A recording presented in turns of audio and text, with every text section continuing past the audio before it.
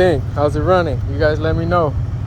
I don't know what to look for when doing the dollar bill exhaust test, so I just wanted to do that and see what you guys think.